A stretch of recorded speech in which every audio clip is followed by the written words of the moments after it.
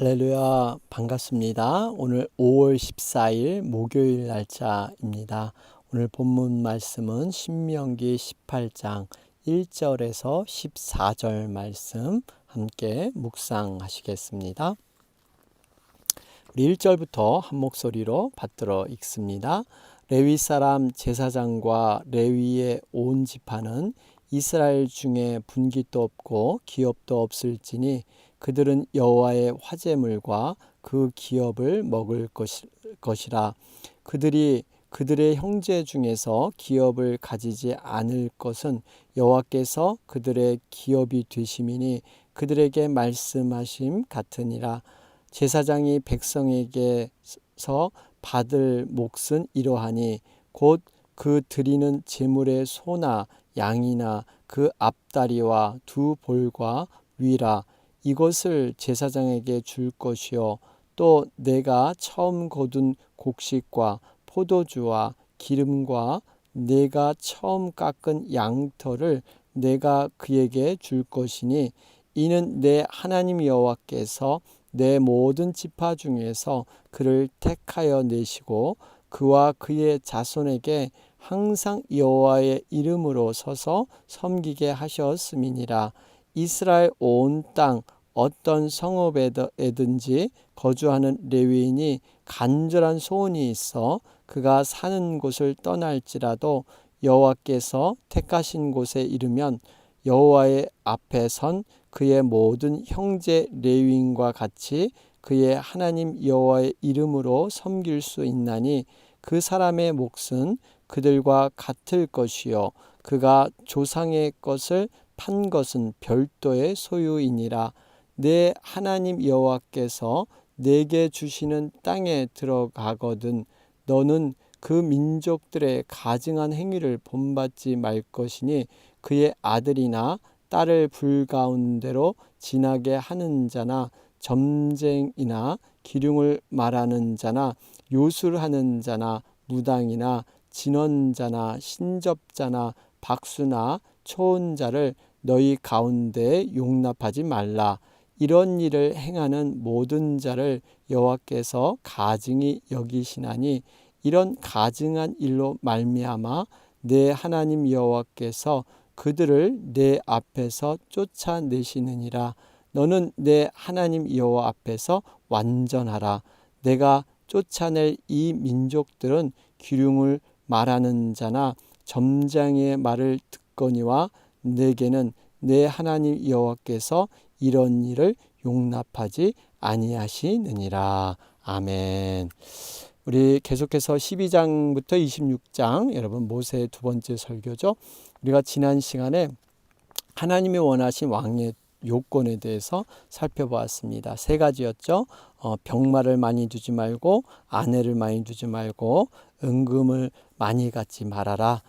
이는 전적으로 하나님만을 온전히 의지하라는 겁니다. 인간적인 수단, 방법, 어떤 인간의 힘, 능력 이런 것에 의존해서는 안 된다 하는 그러한 말씀을 우리에게 허락해 주셨습니다. 바로 우리들에게 하신 말씀이었죠. 왕 같은 그러한 제사장, 거룩한 백성, 하나님의 소유된 그러한 우리 존재에게 바로 믿는 자에게 주시는 그러한 말씀이었습니다. 자, 그러면서 오늘 이제 주시는 말씀은요.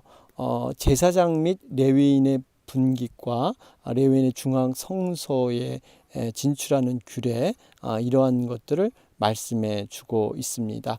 오늘 1절과 2절 말씀을 보면 레위 사람 제사장과 레위인 온 지파는 분깃이 없다 그러죠. 그래서 그들에게 이러한 11지파가 그들을 책임지고 함께 이렇게 봉양해라 이런 말씀을 주고 계십니다. 여러분 물론 이 레위 사람 물론 풀타임 목회자일 수 있지만 또 영적인 부분에서는요. 우리 헌신된 하나님의 백성들 우리 모든 사람들이 바로 레위인일 수 있습니다. 왜냐하면 우리는 이 땅에 분깃이 없는 자들입니다. 하나님의 오로지 분깃, 천국의 소망을 두고 천국 기업을 바라보고 사는 자들, 바로 이것이 우리의 영적인 레위인인 줄로 믿습니다. 우리는 거룩한 나그네로서 이 땅의 분기, 이 땅의 기업을 우리는 탐내고 바라보면 안 되죠. 여러분, 우리가 이 짐을 가볍게 해야 합니다. 나그네는 짐이 무거우면 움직이기 어렵습니다. 나그네는 끊임없이 움직여야 될 존재죠. 목표를 향해, 고향을 향해 떠나야 될 존재인데, 여러분, 세상의 것으로 너무 많은 것을 짊어지게 되면 굉장히 움직이는데 어려움이 있습니다. 우리가 소망은 정말 우리의 하늘에 두고 우리가 하늘을 바라보면서 살아가는 것, 여러분, 이것이 우리에겐 정말 좋은 위로고 또 기쁨이 되는 줄로 믿습니다. 그러면서 여러분, 특별히 이 레위 사람 제사장과 레위에 온 지파를 보면서 사실 이들도 어떻게 보면요, 가나안 땅에서 기업을 받고 분깃을 받아 누리고 싶은 마음 왜 없겠어요? 있을 수 있습니다.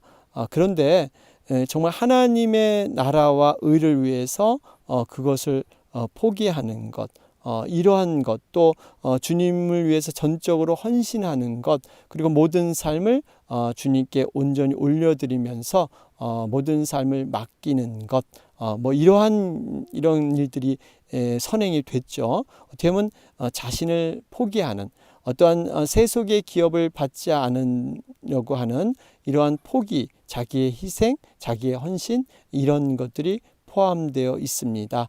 예수님께서 분명히 말씀하셨죠. 아무든지 나를 따라오려거든 자기를 부인하고 자기 십자가를 지고 나를 쫓을 것이니라. 분명히 우리가 주님을 쫓을 때 먼저 행해야 될 것이 자기 부인입니다. 자기 부인. 뭔가 자기 자신의 욕망과 세상에서 하려는 어떤 욕심의 포기, 이런 부인이 없으면 우리가 제자로서 거듭날 수가 없습니다. 그리고 자기 십자가, 자기의 형편상 모든 그 처지와 상황이 달라요. 자기 십자가를 분명히 그 상황이 나는 이래서 나는 저래서 여러분 이렇게 핑계댈 수 없습니다. 자기 십자가를 지고 오라는 거예요.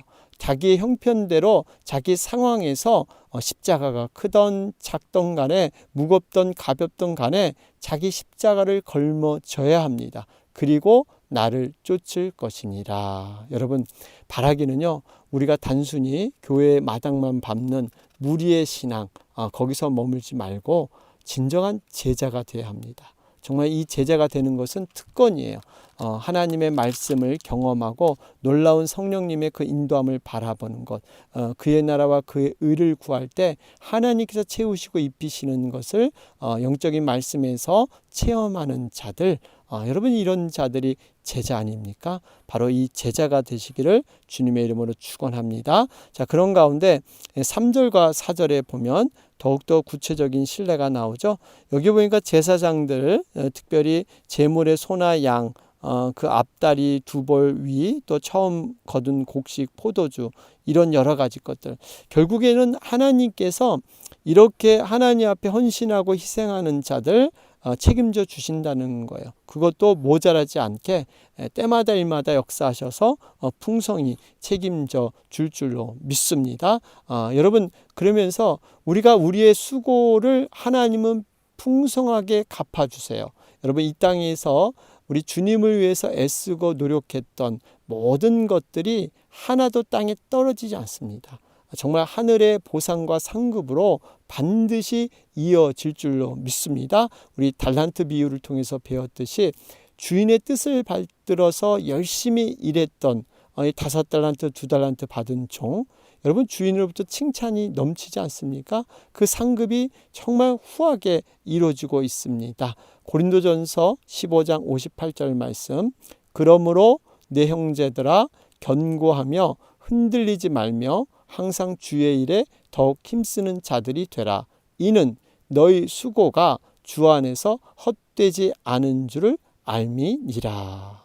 여러분, 우리의 수고가요, 주 안에서 헛되지 않습니다. 반드시 하나님은 우리의 정말 초자에게 물 한 그릇 대접한 그 행위마저도 하나님은 기억하셔서 정말 하나님의 큰 상급으로 우리에게 돌려주실 줄로 믿습니다. 그러면서 근데 5절 말씀을 보면요, 이 하나님께서 여기서 이 레위 지파를 택할 때 내 모든 지파 중에서 그를 택하여 그랬어요. 모든 지파 중에서 그를 택하여. 여러분, 그러니까 레위 지파는요, 내가 레위 지파가 되고 싶어 되는 게 아니라 하나님이 택하신 겁니다. 택하셨어요. 하나님의 부르심이, 특별한 부르심이 있었습니다. 그래서 레위인들이 하나님을 섬기도록 특별한 은혜 안에서 지금 움직이는 것이죠. 여러분이 이 레위 지파를 이렇게 중요한 임무를 맡긴 거죠. 하나님을 전적으로 섬기는 이러한 절대적인 중요한 직무를 주셨는데, 이 지파가 뭐 다른 지파에 비해서 많거나 도덕적인 수준이 높아서 여러분 아닙니다. 오히려 레위 지파는 수요가 적었고요. 레위 지파가 과거에 이 시몬과 함께 세겜족을 학살하는 이런 일이 있었죠. 도덕적으로 아주 흠집이 있었던 지파가 바로 레위 지파였습니다. 어떻게 보면 이 하나님의 선택을 받기에 참으로 가치가 없어 보이는 지파였지만 하나님의 일방적인 뜻에 의해서 선택되어서 하나님의 일꾼 삼으신 줄로 믿습니다. 여러분, 이것은 외적인 조건에 관계없습니다. 하나님의 택하심은 어떤 신분이나 세상의 어떤 외적 조건, 외모나 능력 이런 것에 관계없어요. 하나님은 하나님이 쓰시고자 하는 사람을 하나님의 뜻에 작정하셔서 하나님은 세우시는 줄로 믿습니다. 어쩌면 우리 자신도 바로 그러한 부류에 속합니다. 하나 앞에 내세울 거 하나 없지만 하나님의 은혜로 우리는 세워지게 된 줄로 믿습니다. 여러분, 왜 이렇게 택하여 세워주셨을까요? 하나님은 분명한 목적이 있고 이유가 있으십니다. 그것이 바로 5절 후반절에 나오죠. 그와 그의 자손에게 항상 여호와의 이름으로 서서 섬기게 하셨음이니라. 그러니까 레위 지파를 택한 이유는 하나님을 섬기게 하기 위해서, 섬기게 하기 위해서. 여러분, 우리가 세상 사람부터 구별돼서 하나님의 자녀되고 백성된 것은요, 결국에는 하나님을 섬기기 위해서입니다. 하나님의 나라와 의를 구하고 교회를 섬기고 영혼들을 섬기기 위해서. 여러분, 그러기 위해서 우리를 택해 주신 줄로 믿습니다. 반드시 목적이 있으셔서 하나님은 우리를 사용하시기 위해서 우리를 부르셨다는 겁니다. 여러분, 우리의 인생의 가장 복된 길은요, 그 부르심의 목적에 합당하게 쓰임받는 겁니다. 모든 창조물이, 모든 피조물이 자신의 모습 그대로 그 목적대로 살아가는 것이 가장 안전한 질서이고 가장 안전한 그러한 본분의 모습입니다. 여러분, 그렇기 때문에 우리가 불린 목적대로 살아갈 때 우리는 정말로 행복을 느끼게 될 줄로 믿습니다. 그러면서 6절부터 8절 말씀을 보니까요, 여기에 어떤 성읍에든지 그 거주하는 레위인이요, 그러니까 지방에 있는 그런 레위인도 어떠한 소원이 있어서 중앙성소에 그렇게 가서 사역하기 원하면 그것을 그대로 받아주고 그들의 목도 동일하게 챙겨줘라, 이런 얘기를 하고 있어요. 여러분, 어떻게 보면 모든 하나님의 종은요, 동등한 대우를 받을 권리가 있다는 겁니다. 어떤 지방에서 있던 중앙 성소, 이렇게 예루살렘의 어떤 그러한 대도시에 거하던 동등한, 차별 없이 어떤 상황에서도 동등한 대우를 받고 그런 권리가 있다 하는 겁니다. 하나님의 종들 사이에는 이런 차별이 있어서는 안 된다는 겁니다. 그러나 조금 안타까운 현실은요, 만약 오늘날 이렇게 교회를 본다면요, 참 그런 현상들이 참 무너져서 참 안타까움이 있죠. 도시의 대형교회의 어떠한 그 교육자들, 개척교회나 어떤 이렇게 오지에 있는 또 이렇게 선교지나 이민교회, 여러 가지 이렇게 비교해 볼 때 엄청난 차이가 있는 것을 볼 수가 있습니다. 여러분, 이것은 어떻게 보면 정말 바른 것은 아니죠. 우리가 누구나 존중받고 누구나 이렇게 하나님의 그런 사역자로서 종으로서 인정받아야 될 부분들 그런 것이 있습니다. 자, 그러면서 우리가 6절 말씀을 보면 어떤 성읍에든지 거주하는 레위인이 간절한 소원이 있어. 여러분, 이 간절한 소원이라는 것을 우리가 단순히 어떤 여기 보면 내가 정말 대도시에 가서 큰 데 가서 어떤 중앙 성소에 가서 이렇게 사역하고 싶다. 어떤 이런 그 개인적인 어떤 욕망 아니면 심리적인 어떠한 일시적인 생각 이거보다는요. 조금 우리가 이것을 좀 이렇게 의미 있게 적용해 보면요. 영적인 갈망이 있습니다. 어떻게 보면 정말 영혼 깊숙이 뜨겁게 끓어오르는 그런 영혼의 갈망. 정말 그러한 사모함, 성령의 더 깊은 감동으로 어떤 소망을 갖는 이러한 뜻이 여기에 담겨져 있죠. 여러분, 우리에게도요, 정말 이러한 간절한 소원이 있어야 합니다. 정말 하나님의 나라와 의를 위해서 하늘 성소에 대한 이런 간절한 열망. 여러분, 이것은 거룩한 열망입니다. 우리가 여러분 이렇게 예수를 믿는다 하면은 모든 것이 절제되고 모든 것이 다 양보하는 것으로 끝나는 것이 아니라 하나님께 향한 열망은 있어야 돼요. 세상에 대한 열망은 없더라도 하나님께 향한 열망, 정말 주님을 위한 열망. 여러분, 분명히 예수님은 패션이 있으셨습니다. 우리에게도 이런 열정이 있는 그러한 패션이 있어야 될 줄로 믿습니다. 자, 그러면서 이제 9절 말씀에 보면 가증한 행위를 본받지 마라. 그러죠? 그러면서 여러 가지 이런 잘못된 이러한 이방 신에 대한 이방 종교에 대한 그러한 것들, 또 귀신을 정말 대하는 이러한 많은 이러한 잘못된 것들을 경계하라, 이렇게 얘기하고 있습니다. 여러분, 사단은요 다양한 방법으로 우리를 공격합니다. 얼마나 다양한지 여러분, 오죽했으면 광명한 천사로 가장해서까지 이렇게 우리를 유혹하지 않습니까? 세상을 보면요, 철학과 학문 속에 요즘은 문화 속에 얼마나 많은 사단의 그 유혹이 있는지 몰라요. 그래서 이제 한국의 이제 문화사역하는 신상원 씨 같은 경우는 사탄은 문화를 선택했습니다. 문화를 통해서 정말 이런 사단이 많이 공격해 오죠. 어떤 영화나 그런 예술을 보면서 인간적인 그런 모습을 사단이 심어놓고 하나님을 저버리게 하는, 인간의 힘으로도 얼마든지 평안하고 정말 이렇게 온전하게 살 수 있다. 인간이 스스로 자기 감정을 컨트롤하고 어떤 자기를 이해하고 자기가 신이 되어서 자기를 잘 다스림할 수 있다. 이것은 하나님 없이도 이렇게 하나님이 주시는 그러한 복을 누리는 것처럼 이렇게 꾸미고 이렇게 위장하는 것이죠. 여러분, 분명히 하나님만이 우리의 마음을 통치하시고 다스릴 수 있는 거지 내 스스로는 할 수 없습니다. 여러분, 이런 것이 어떤 요즘에 이 단사상 이렇게 내 심리적인 어떤 심리치료 이런 명상, 용을 통해서 할 수 있다, 이렇게 가르치는데요. 이건 절대 인간의 힘으로는 되지 않습니다. 오로지 그리스도의 말씀, 성령의 그 인도함만이 우리의 마음을 다스리고 우리를 통치할 때 우리는 평안을 누리게 될 줄로 믿습니다.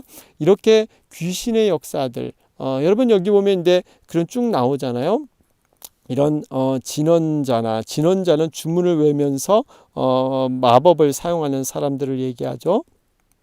그 다음에 쭉 가서 박수나 초혼자, 이 초혼자는 죽은 사람의 영혼을 불러서 이렇게 말하는 그러한 사람들. 사실 이건 귀신의 장난입니다. 여러분, 우리나라도 조상신, 조상이 나에게 임했다. 그래서 무당이 굿하면서 조상의 흉내를 내면서 어린아이 죽은 흉내도 내고 이렇게 할머니 흉내도 내면서 내가 어떻게 죽어서 그때 너무 힘들어가지고 이렇게 했다. 그러면서 근데 또 여기에 그 감정이 있잖아요. 그 돌아가신 분이 안타깝게 돌아가신 거, 물에서 빠져 죽었다든지 불에서 태워 죽었다니, 교통사로 들어갈 때 그 고통을 얘기하면요, 거기에 혹해서 넘어갑니다. 그런데 그 무당인 귀신이 그 장난에서 무당을 통해서 그 귀신이 그런 조상의 흉내를 내서 이렇게 사람을 현혹하는 거죠.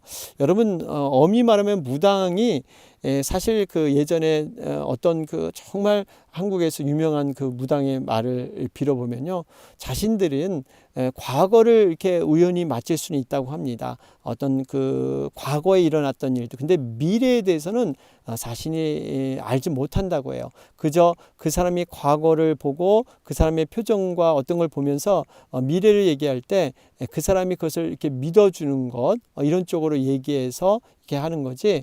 사실 뭐 내가 선거 가서 이길 것이냐 질 것이냐, 뭐 대학을 내 아들이 붙을 것이냐 떨어질 것이냐, 여러분 이런 미래에 대해서는 사실 모릅니다. 근데 그것을 이렇게 정말 자신 있게 얘기하고 그렇게 하면 정말 또 50% 아니겠습니까? 그러면 되는 것처럼 이렇게 여겨지면 이렇게 아주 효험이 있다, 용하다 이렇게 하는 거죠. 여러분 미래는 오로지 하나님만이 알게 되는 것이고 그 누구도 그 미래를 알 수도 없고 알아본들 여러분 우리에게 아무런 의미가 없어요. 여러분 미래를 알게 되면요, 우리는 그때부터 인생이 불행해지고요, 정말 이렇게 정말 게을러질 수밖에 없죠. 미래를 아는데 왜 지금 우리가 현재의 삶을 노력해서 살겠습니까? 살 필요가 없죠.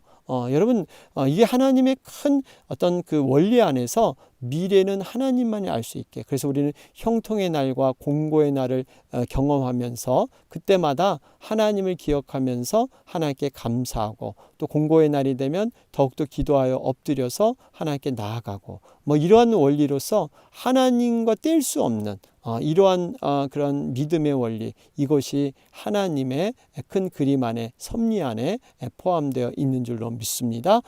그러면서 여러분들 이 미래에 대한 이런 부분들을 우리가 생각하면서 우리가 10절과 11절 말씀을 보면요, 사실 지금 이 가증한 행위를 본받지 말지니라, 그리고 10절에 보니까 그의 아들이나 딸을 불가운데로 지나게 하는 것이, 여러분 불가운데 지나가게 한다. 여러분 이게 몰렉이라는 그러한 신이죠. 여러분 이렇게 인간의 그 천륜을 저버리고까지 이렇게 강행했던 이 이방신 몰렉, 자녀를 불살라 그 신을 감동하게 하면 우리에게 이로움이 있다, 이렇게 생각하는 거죠. 인간이 할 수 있는 가장 정성은요, 자기가 죽는 것보다 자기의 자녀를 이렇게 내어주는 것, 죽게 하는 것. 여러분 이것이 얼마나 감동적입니까? 이렇게 생각을 하는 거죠. 여러분 이게 보면 사실 이 10절과 11절에 보면 지금 이러한 그 영계와 접촉하면서 뭔가를 이렇게 자신의 현실을 이렇게 좋게 만들려고 하는 것, 또 미래에 대해서 나름대로 준비하게 하려고 하는 것, 여러분 이게 다 종교성에서 나오는 것이죠. 인간이 유약하다는 것을 인정하는 겁니다. 연약한 걸 인정하는 거예요. 그래서 사람은 여러분 사회적인 동물이고 또 예배적인 동물입니다.